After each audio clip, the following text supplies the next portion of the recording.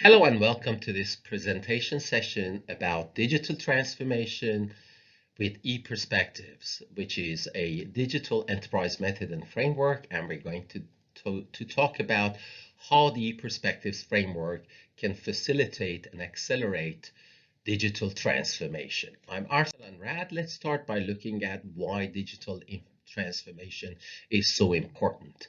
First of all, let's establish one thing.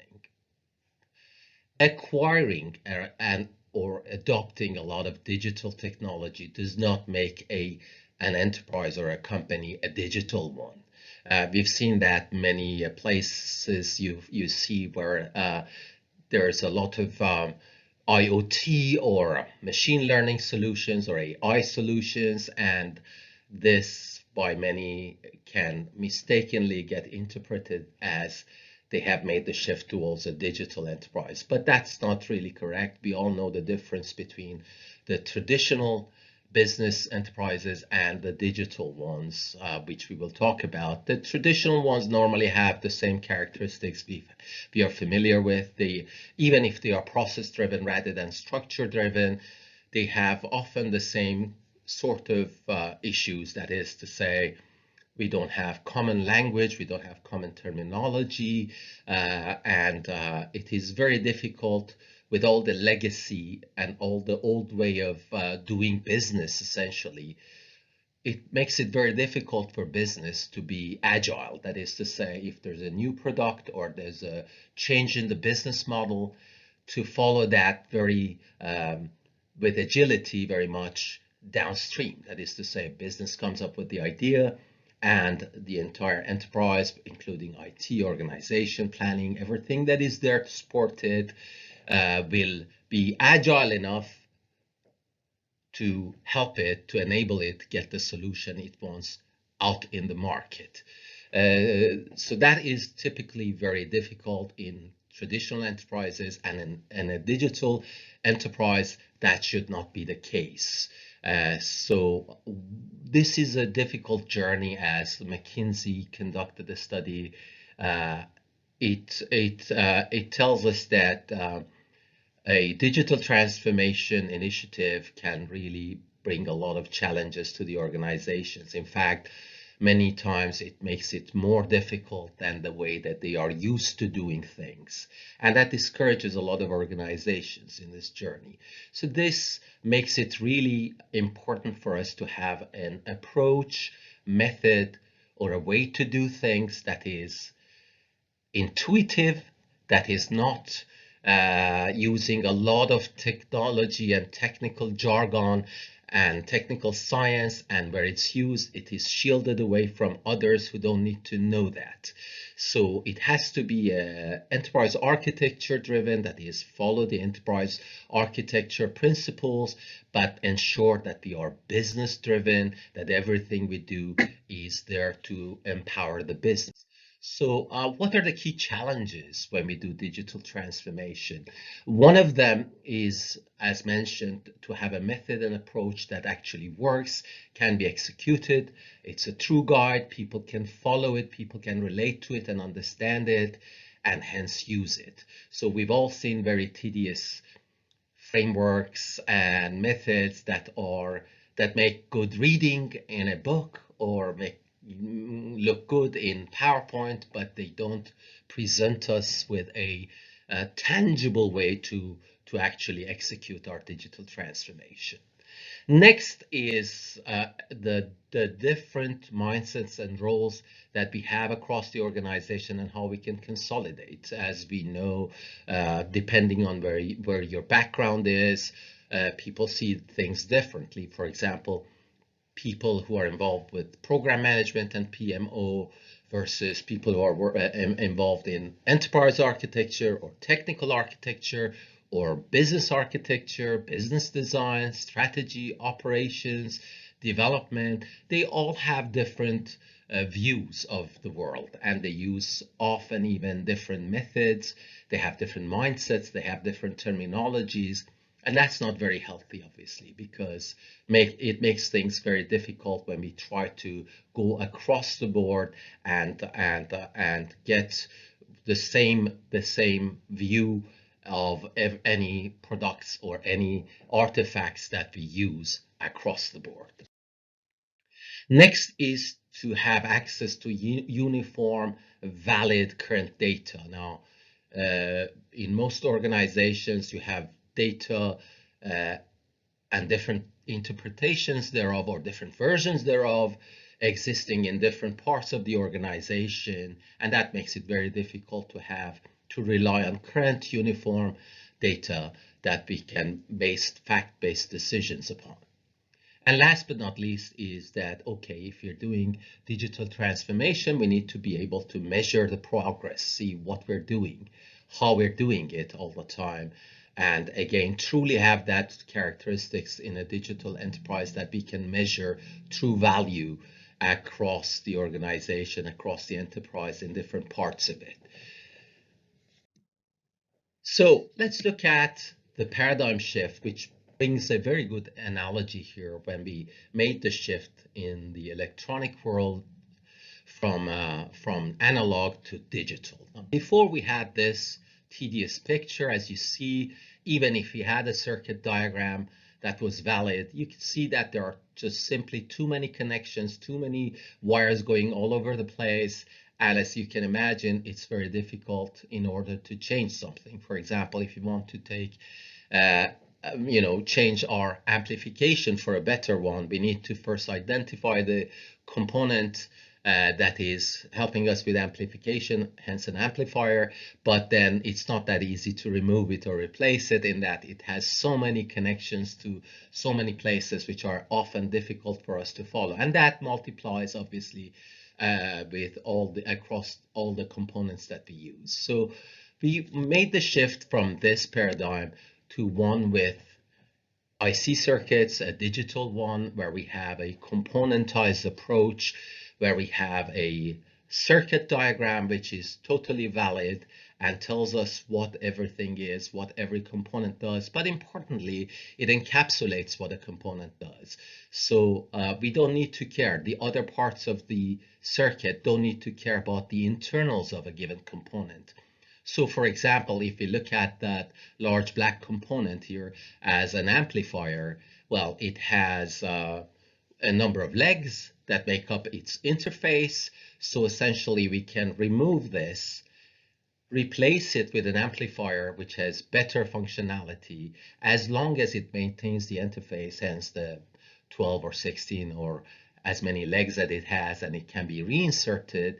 Then the rest of this electronic circuit will follow seamlessly, but with better amplification. So we have this true difference, that is, things are traceable, things are componentized, and we can easily achieve agility and flexibility. So this is what we really aim to do in the business world for a digital enterprise. So if you look at a traditional organization, again, you see too many connections, things are all over the place. It's very hard to get a consolidated uniform picture, and it's very hard to locate a given functionality and improve it without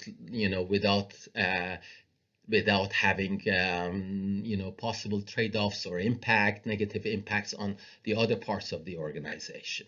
So similarly, we need to make the same shift towards a unified, if you will, circuit diagram for our business enterprise that is similarly following the same principles. It is componentized, it is traceable, and it can give us all the characteristics that a digital circuit certainly can give us.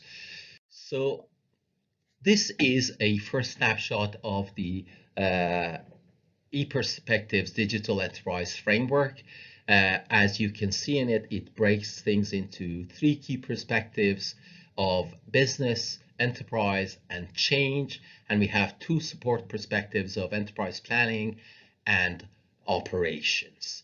We will get into all these a little bit more in detail. As you see, for example, in business strategy, we have different activities, but the most important thing is, at the end of the day, they provide an input to our final product which becomes an output from that given perspective. In this case is, for example, a strategic capability model. We'll delve into that a little bit more. But this is what is important, that everything that is inside a given perspective will be black boxed. So nobody who's, for example, working in the change perspectives or operation needs to know really how we use what methods and what techniques in order to develop our strategy. They really only need the output, which is, okay, the distilled and baseline output, what it is, and how we can leverage it. We'll get into that more, but for now, it's very important to see that this important difference, similar to the electronic world, how we componentize functionality and encapsulate it, and then shield the rest of the world from the internals of it, and really look at its input and output in relation to the other parts, which is a key principle. So how does that work? We look at, as mentioned, the three key perspectives, which are business, enterprise, and change, supported by enterprise planning as well as operations perspective. What's in the business perspective? We look at business strategy and business design. In simple terms, we need to understand and define in business strategy, what are we to the outside world, how we want to be perceived by the outside world, how we interact with the outside world, and what are our key capabilities and services that we plan to provide to the outside world, and how we intend to make ourselves unique. Once we know what we want to do from a business point of view, the next is how we want to do it, and that goes to business design. How do we put in place the right operating model and the right organization in order to support us to get what the business set itself out to achieve when we looked at our business strategy. Next, looking at the enterprise perspective. Now, it's important to highlight that the business perspective is agnostic to implementation. What we don't want to happen is to limit how we want to understand, define, and design our business based on our perhaps technical constraints or organization constraints and such. Why? Because in tomorrow we hopefully will have removed those constraints. So as mentioned, the business perspective looks at the best way to define business strategy and business design, agnostic to implementation. But now when we come to the enterprise perspective, this is where we make what the business defined implementable and deployable. So we look at enterprise technology, IT, organization, planning, and everything else that needs to be in place in order to support what the business has defined for us to achieve and make sure that we can accommodate that. Next is the change perspective. So again, importantly, we define change as baseline plus delta. So baseline is everything that has been accepted and it's already in place.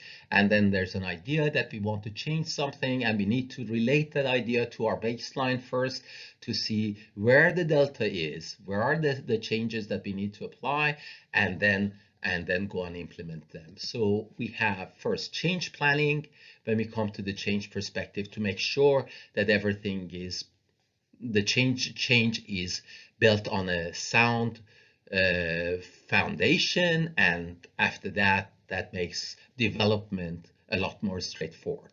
So what's inside the business perspective?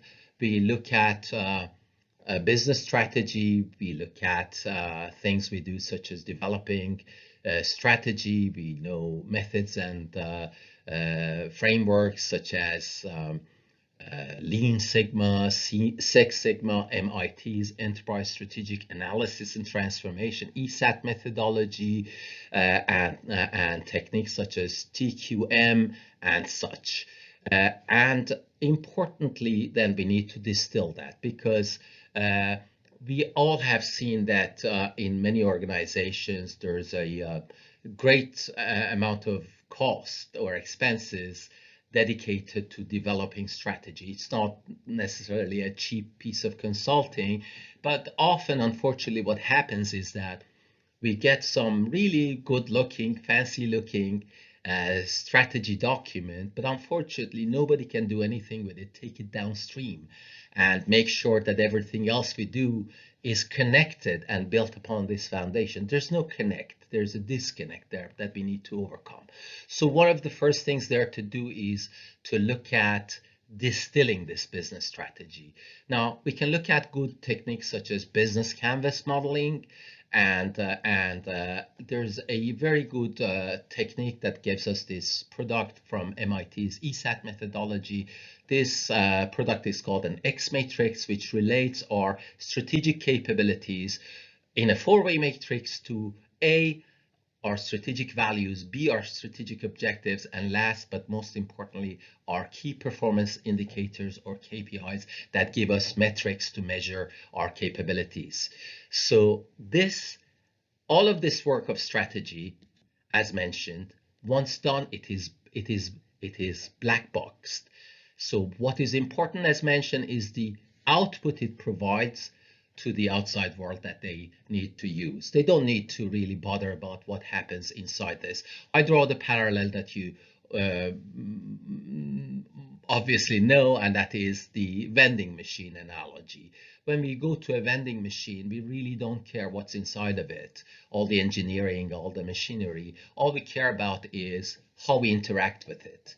Right, so the interface, we use a coin and we insert the coin, and then through the interface, we choose the product that we desire, and we get that product. So we don't care really, we black box the internals of a vending machine. Similarly, in here, we have black boxed all the activities, all the science that we have inside business strategy, and the only thing important to the rest of the organization is how we have distilled that into a strategic capability model, which is a high-level view of our key capabilities that we need to have in place to offer the services that we need to provide to the outside world.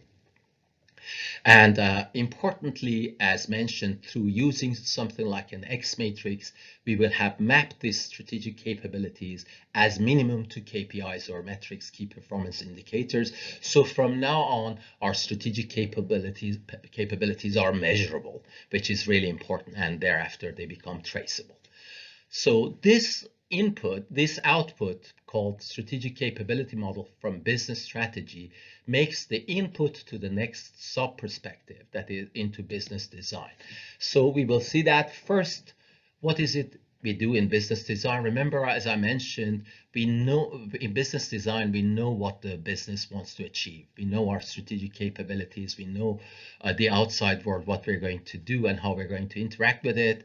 So we know about what the business wants to achieve. Now we look at how the business should achieve it by defining an operating model in terms of our processes and how we do things, as well as the organization that is supposed to be in place optimally to support what the business defined for us to achieve in the business strategy sub-perspective. We also look at activities such as value stream customer journey mapping. That is important as the clients interact with us or the outside world interact with us. This is what they do when they interact with the key services that we provide, what they experience end to end, going through that process of going through to come to us in order to get a value from the business. So these are important things we do, but again, we need to black box this. So as you can see here, we have what we refer to as a business capability model, which is a more elaborate, detailed, and advanced version of a strategic capability model. So as the animation showed, we start with a strategic capability model as default. And by doing those activities that I alluded to in business operations definition in the black box on top, such as process modeling and such, organization modeling, CX modeling, we detail more what we want to do and the structure that is supposed to support it. And all of that becomes captured and encapsulated within what we refer to as a business capability model. So a business capability model is the true definition of what we do and the structure that is supposed to support it optimally, right? And which is a true definition of architecture. So, and in fact, a business capability model also gives us the general idea about how we need to define our organization, almost similarly to our business capability model. Now, once we're done with this as its baseline, the business capability model tells us, as mentioned, now we have baseline the business, right? We have everything that we need access to about business perspective in this business capability model.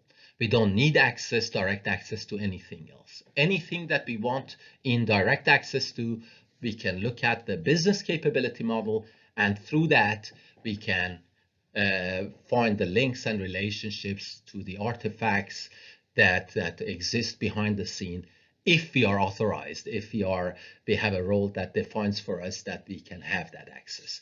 Now going to the enterprise, we first look at the enterprise IT side of things, which looks at data, application, and technology architecture. So all the technology we need in place in order to run our business. And we also look at organization, location, people, resourcing, so that need to obviously be in place to support what we're doing. Then, as mentioned, we have access to the business capability model, through which, as mentioned, we can have access to everything in the business perspective if needed. So we can have access to KPIs defined for a given business capability. We can look at the measure them. And if we absolutely have to, we can have access to internal artifacts such as process models. But that's a very sensitive topic in terms of who shall have access to what parts. We will cover that in other sessions. So, and the last part is the change portfolio access. So we need to, when we look at the enterprise, as mentioned, if you recall, I said that enterprise perspectives makes the business perspective implementable and deployable. How? It looks at the technology and IT and organization that we need to have in place, but it also looks at the business that we're supposed to support, how we support that optimally, and what are the aspects of it. And last but not least, we need to look at the dynamic aspects of planning. So we look at our change portfolio, basically to look at what we are doing and how, when we are going to do something new, we are going to take that into account. So in here, the next thing is to black box them as per the previous perspective, but importantly, we look at what I call the most important artifact in the entire enterprise, which is called an enterprise capability model. So this is the third evolutionary stage of the XCM. So we will cover that. XCM is capability model that goes through different stages. First is a strategic capability model, SCM, then business capability model, BCM. Now we are at enterprise capability model, ECM. How does that do? What it does, we have a 360-degree or 4+1 view of all the aspects that are relevant. So we start with the business capability model as default, but now we make it implementable by linking it, profiling it from the point of view of IT and technology architecture, the business capabilities and business strategy and value there, the organization aspects, as well as the change aspect and the portfolio aspect. And we do an optimizing exercise on this in order to have an optimal way to accommodate what the business needs to achieve. So this is important. What we do here is an exercise called heat mapping, in which we look at our enterprise capability model. We look at every capability, and then first of all, from a 4+1 point of view, we can look at every capability. Take, for example, invoicing. We can look at invoicing and then ask it, okay, so tell us within the invoicing capability, show us the services and processes that you have. Now tell me the business value for them, right? So I know if I'm going to change something about them, what is the value of business? What is the impact on business? That we get from the link to the business perspective. We also then look at the IT and organization perspective. So for invoicing, we look at, okay, so what applications do I have? What data is in scope for everything I do for invoicing? What is the underlying technology and infrastructure? But not only that, we'll be able to look at, for example, for a given application, who is the vendor? What is our relationship to this vendor? How long do we have commitment to the given vendor for a given product, for example, or application and such?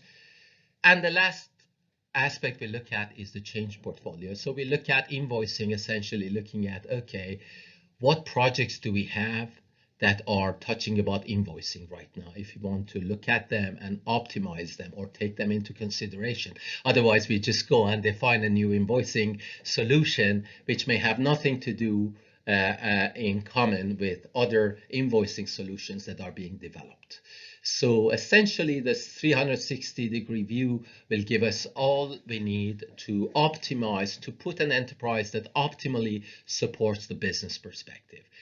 Now, as mentioned, we have established a business and enterprise baseline, right? So what the business wants to do and achieve and how, and then how the enterprise, everything we do needs to be in place optimally to support it.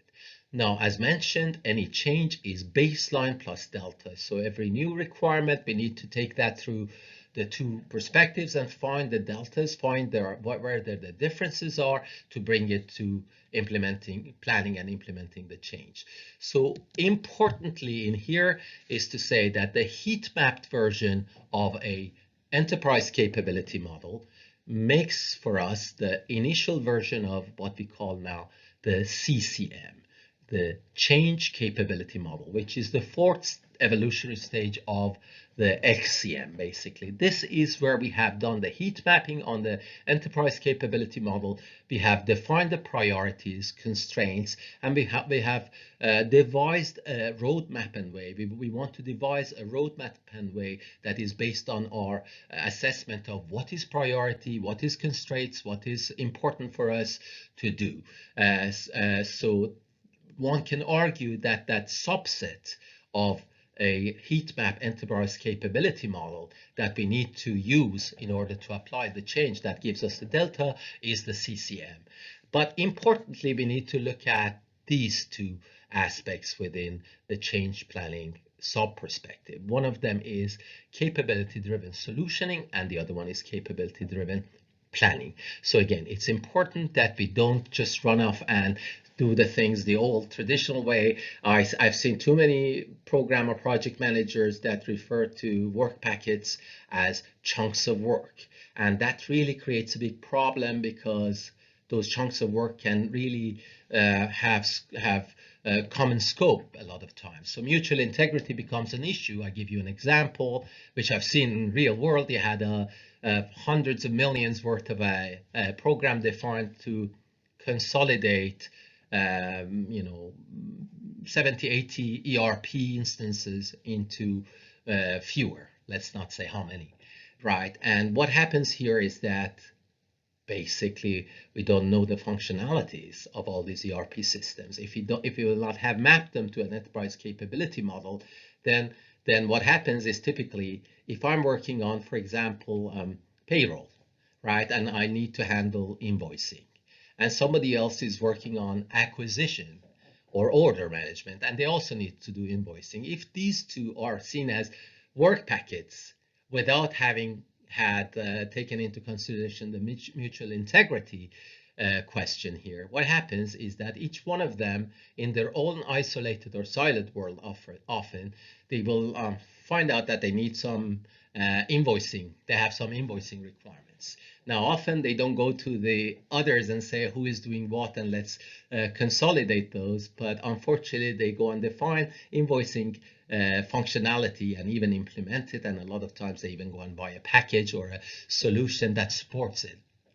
But unfortunately, what happens is that there are other teams that are working the same way, right? And they come up with the same conclusion, and they define new functionality for invoicing, and they may even buy new packages. And you can imagine if this happens across a large organization, this mushrooms into a lot of legacy and a lot of headache. So it's really important to have a capability-centric approach to solutioning and planning. So we look at a given capability and everything it does, and we plan for implementing it or applying the change to it, and everything that it needs to do, but it's not within its scope. So if we're doing invoicing, but we need to identify, for example, a client, we don't go and define it. We go to the client management capability and ask them to implement that functionality and that service for us to consume. So it's really important that we have capability-driven planning and solutioning. We will have presentation sessions in which we are going to go into detail about all of this. And finally, so as I mentioned, we black box everything that happens in a sub perspective except the output to the next perspective. So basically the input and output to the perspective are only relevant factors. So in this case, we have had the interaction between change planning and solution architecture activities and our change capability model as we do this iteratively until it is stabilized. And after that, then we have a very sound basis on which to have our change realization.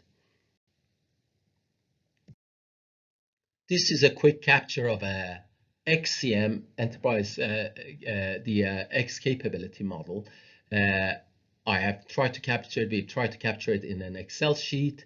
Of course, this can be presented in tools as we discuss later. But in here on the left side, you see a link to the business strategy.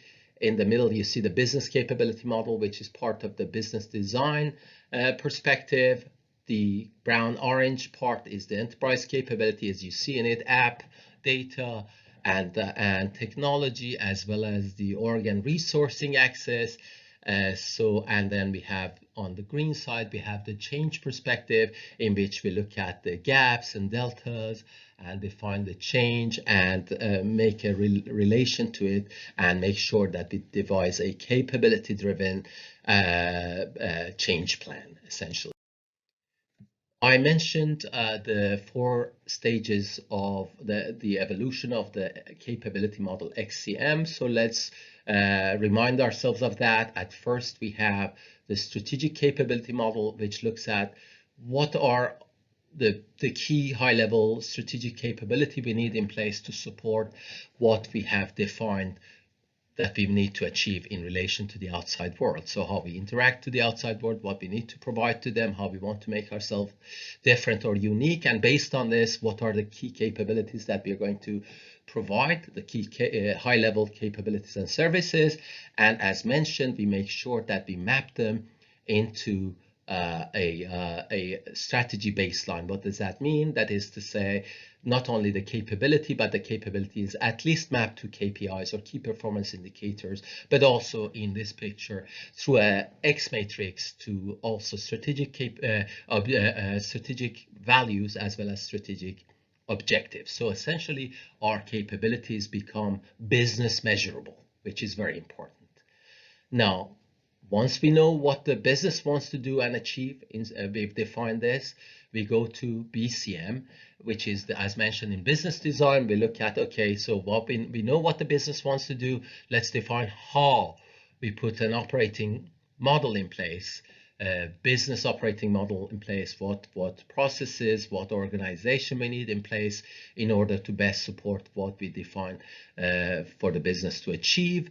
And this becomes a business capability model, which is the more advanced version of the strategic capability model that we use in order to then also apply some heat mapping on our business what is the important capability for us. For example, customer management is very important, but we might find out that, okay, our payroll is okay, like internally, that's an internal thing we do, and the customers don't notice it, and internally we're happy with it, it's no big deal. So then this is how we also prioritize what are the capabilities in business that are more important to us or give us more competitive edge. And importantly, here also we separate two types of processes. One of them, the business value processes or business services that provide a service to the outside world that is tangible, that the outside world can see, interact with, and so for example, like lending or getting a loan from a bank.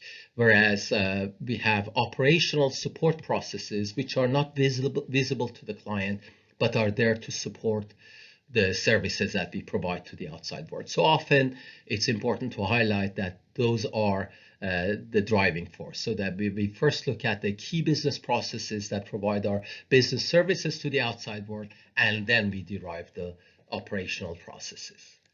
Okay, next is the ECM or enterprise capability model. As mentioned, now we know what the business wants to achieve and how it wants to operate to achieve it. Now we need to make that implementable by linking it to the organization, to the technology, IT and planning, and everything we do in order to support it. So we look at a 4+1 model in which we establish a 360-degree relationship between every given capability and those aspects such as organization, planning, and IT and technology, as well as the business value. We do the same exercise of heat mapping, similarly, to look at what are the areas that, based on the constraints, based on the priorities that we have assessed or other important factors we take into consideration, what is our priority roadmap? What is an optimal roadmap for us to implement them, right? And optimal is the key word. And then, as mentioned, in the fourth stage, we start for the enterprise capability model and now look at those priorities and define the right subset, which tells us on which capabilities, in which order, as per a roadmap, transformation roadmap, we will change, and transformation roadmap we will define that we are going to go and implement. This is, as mentioned, the single most important artifact in my view in an enterprise. This is the ECM or enterprise capability model. As you can see here, as I mentioned, for every capability we look at a 360-degree assessment in which we look at the capability and say, okay, so let us make sure that you have a link to business strategy and the business value, so I can measure you from a business point of view. Let's look at your IT and technology aspects, everything about it. Okay, as you see here, we are here using snippets from a enterprise architecture leading tool called Alphabet from Software AG, which are the second biggest software company from Germany, next to SAP. And Software AG, in fact, have implemented this method and framework and promoted and successfully have also implemented it in key strategic initiatives. But obviously the framework can also be supported by other types of tools. So as you can see, for every capability, we can look at all these aspects. Okay, so let me see what applications, what data, what technology I have that are in scope for you. Who are the vendors? What's my relationship to that vendor? What is, for example, the internal or external reviews that vendor has, and any kind of data that is important for decision making from a IT and technology point of view. Similarly, on the organization, okay, so if you're dealing with, for example, payment, let's look at the organization. What parts of the organization and which locations are looking at payment, right? Working with payment, which parts are IT, which parts are business, which parts are operations, who is external, who is internal, and so on, and profiling from the organization point of view. And the last is looking at the change portfolio. So for this given payment capability, currently what are the initiatives that are touching upon payment, the projects, in what locations, what geography, what applications or technology are they using, and what business value they're fulfilling. This, as mentioned, is the foundation for how we do heat mapping. So it's an optimization or exercise based on our priorities, constraints, our possibilities, and limitations. So through this 360-degree assessment, we profile every capability, and importantly, this is where we can do what-if scenario analysis in future. So we can look at, for example, if you look at a given application, even as simple as that, to remove it, we won't do the old-fashioned way of saying, okay, I'm going to replace this application by another application just because it's, you know, X million cheaper, because an application's value in a digital enterprise is not only the price of the cost of the application, but it's also its organization value and impact, a business value and impact, as well as its change portfolio value and impact that we need to take into consideration. This is, in my experience, really something that executives such as COOs or CIOs really like, in that this gives them, I know one CIO for one of the leading global technology leaders that refer to this as my command and control center. So you can imagine the before and after scenario. The before scenario is when the CIO needs insight to make decisions. She has to ask a lot of people to send input and then align agenda, different people's agenda, and finally there's a meeting, and you also see a lot of people working on nicing up their PowerPoints a lot, and then finally you have the meeting, and as you can guess, there's a lot of people from different backgrounds talking apples and oranges, and it's very difficult to consolidate that into a unified baseline to make sound decisions. So therefore, this was regarded as a command and control center in an after scenario where you really can, at any given moment in time, on demand, depends nothing on time, you can come and look at your XCM and say, okay, I want to look at that capability, give me the whole 360 review, 60 view, and then ask questions. Okay, that project, why am I doing it? Tell me, show me what is the business value it's giving me. Okay, what parts of the organization is it touching on? Okay, that vendor, which vendor is that? Okay, is that one? Okay, how long do we have this contract with this vendor and such? So it's all fact-based. So again, while the CIO called it my command and control center, I refer to another CIO for a large organization whose comment was that this is finally a way that I fully understand it. It really makes common sense to me. It's really intuitive, but also finally a way to separate emotion-based decisions from fact-based decisions. So this is no longer about two people coming and saying, oh, I'm going to suggest this change or this application or this ERP system, which is great, and the other one saying another one, and the CIO has to make a decision based on people's views or sometimes emotional relationships. Whereas in here, it would be like everything will be fact-based. Okay, give me a business case. We can even extract a report from the tool and say, give me a business case for A versus B, and we can look at all the factors that are important in our decision making. We look at solid data, unified, valid, current data, and make fact-based decisions. So this is an enormously important work product in our method and framework. So this is a little bit more elaborate version of an XCM, or where we do this. You can see on the leftmost side, the light blue, we have a link to business strategy. We don't need to get into all the details, but on the left column, you see some matrix that gives us the derived strategic value for a given strategic capability. Then, so we essentially have a strategic capability model that is measurable. As mentioned in here, it's mapped into an X matrix.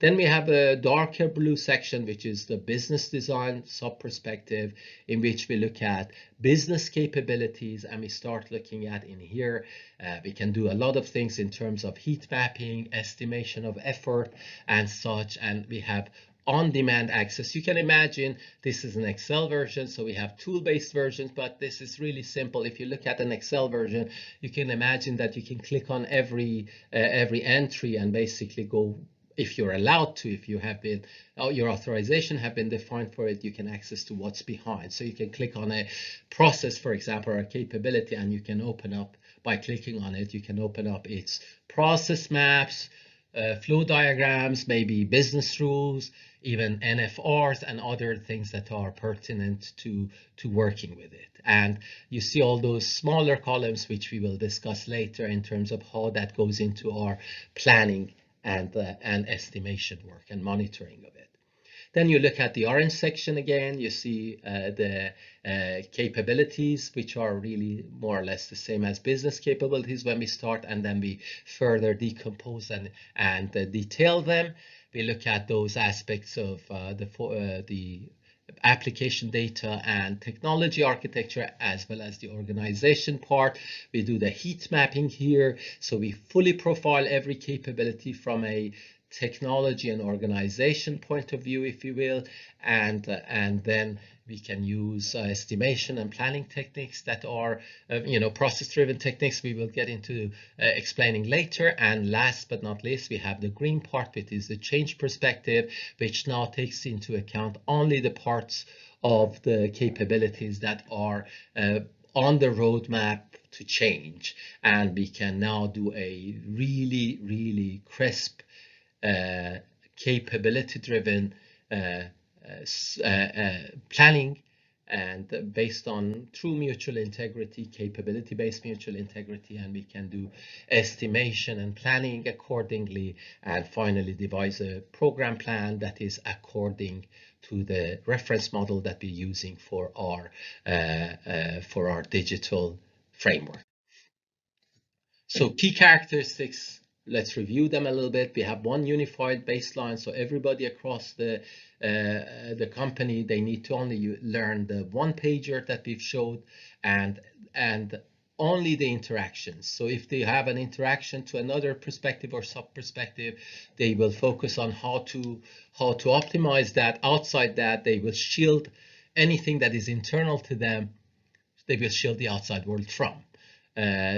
So that's important, and we talked about minimized number of artifacts and documents, which is really a humongous feature of the ePerspectives framework, that we only have only one artifact that is relevant for people whose role goes across different perspectives. If your work scope is only within one perspective, you only work with the stuff that are relevant to you, and then you work on the output, how you provide the output to those who are dependent on you. But we have only one, we just saw it, one central artifact called XCM, which has 4 stages in which we capture everything, all the oversight, and we make sure that all the data is behind this. So no other unit will have their own version of the data. They will have a reference to this data. So basically they can read it, right? And if they need to edit it, then we have to put in place a mechanism that ensures of synchronicity and alignment. So we always have the X capability model as the single version of truth, is where we have current, valid, validated, up-to-date data. Next is separation of concerns. Concerns, we mentioned that we shield everybody. If I'm working with strategy, I don't need to go and impress people about Lean Sigma, but all I need to do is provide them with an X matrix, which relates the capabilities, strategic capabilities, to at least key performance indicators, right? So again, I'm an enterprise architect, so looking at the world we live in, we often really like to talk a lot of fancy enterprise architecture terminology and things to people, but we really need to stop that and really look at enterprise architecture function only as internal and external. Everything that is internal, no other perspective should even be bothered about. So no more meetings where somebody from the architecture team is about talking about their technical architecture model where business people are sitting, right? Or even change people for that matter, or program management people are sitting. But really it's separation of concerns, that everybody does what they want and keep it to themselves, and like the vending machine, only provide the interface through which others interact with it. And that's based on this, as mentioned, internal versus external split. So everything that is internal is only relevant to you. Don't bother other people with it, and just make sure you get the output that they expect from you externally. And that really makes a huge amount of change in the number of arguments, documents, number of people we need to have involved, number of meetings, and everything else that you can imagine. So also, as per good design, we have high cohesion and low coupling. Again, low coupling, we have minimum coupling, that is XCM, which is the, if you will, the golden thread that connects everything together, right? So that is where we have the coupling between the different perspectives. So it's very low. Uncoupling and cohesion is high. That is to say, if we are perspective based, so every perspective only does things that are really relevant to it. So if you're an enterprise architecture perspective, you will not be working on for example, a business canvas model, right? So then everything that we do is within that given perspective. So, so these are the key benefits that we have that I'm not going to go through all of them, but ensuring business driving IT, making sure business has holistic oversight, can do fact-based decision, ROI-based decision making, that by itself brings us humongous cost savings. So the enterprise capability model, XCM, especially the ECM enterprise capability model, makes out the best foundation and platform, for example, for COOs when they want to optimize operations or reduce cost because of the power of doing what if scenario analysis and through ROI-based business case-driven decision making. And I leave the rest of it here, but we look at this offering, which I refer to as digital transformation as a service. As I mentioned, since we have componentized things, since we are using and we are leveraging the same paradigm as an electronic circuit, then it makes it possible to take any part of the entire circuit in strategy, in business, in change, and improve it, replace it. For example, you take the business design and want to outsource it to an external company. It is possible because it's encapsulated and it only has two links to the outside world, which we will be making sure that we can manage instead of having all those tedious connections. So as I mentioned, we have a before state that is tedious, that is everything is all over the place, that decisions are made on not necessarily facts or uniform data and all that, whereas the after state makes us, in short, a very digital oriented enterprise where we can measure value of every given entity, not only based on its cost, but in its true digital value, digital enterprise value, as I mentioned. And just a little experience sharing about how this framework has been used. In fact, this framework in its previous versions, this is today it's in a much more evolved version with some changes, but these are the kind of reviews that we've received. I'm very happy and proud about it, that it's not like a theoretical framework that you drop on people and they need specialists in order to relate to it and understand it, and doesn't provide a precise and crisp guide for them to follow. But really we have seen great results at key strategic transformation initiatives and with fantastic results and fantastic reviews. So very happy to discuss this anytime in terms of how the digital enterprise framework can help accelerate, as mentioned, and facilitate our digital transformation journey. On that note, I would like to thank you for this presentation, for spending the time. Look forward to the next sessions in which we will discuss in details all the different parts of the anatomy of the ePerspectives method and framework. Thank you.